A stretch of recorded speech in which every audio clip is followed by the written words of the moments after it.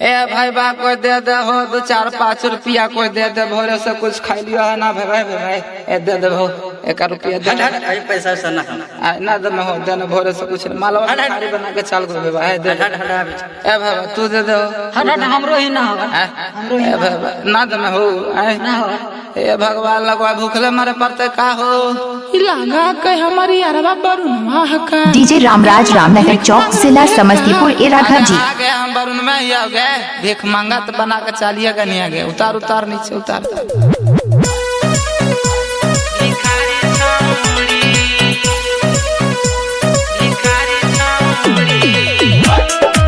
music by Vikesh भोजपुरिया DJ Kanchan Raj DJ Ramraj Ramnagar चौक जिला समस्तीपुर इराघर जी लेने तू लूट छौड़ी भरल जवनिया में घूमे घूमे मांगही सभे दुकनिया में डीजे रामराज रामनगर चौक जिला समस्तीपुर इराघर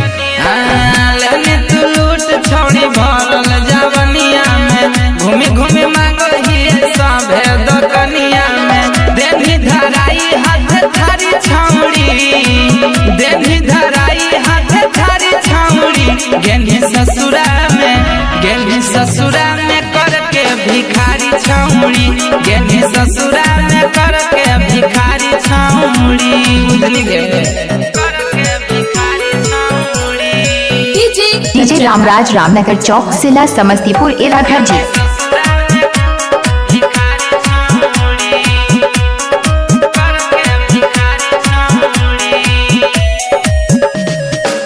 फट गेले जामा फट गेले पैजामा कुकुर लेखा रोज हम खाई खाना डीजे रामराज रामनगर चौक जिला समस्तीपुर इराघर जी फट गेले जामा फट गेले पैजामा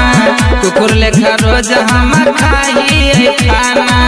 दुख आज देनी बड़ी भारी छौड़ी दुख आज देनी बड़ी भारी छौड़ी गेली ससुरा में करके भिखारी छौड़ी गेली ससुरा में करके भिखारी छौड़ी हो बाबू रे डीजे रामराज रामनगर चौक जिला समस्तीपुर इराघर जी डीजे रामराज रामनगर चौक जिला समस्तीपुर इराघर जी विकेश भोजपुरिया डीजे कंचन राज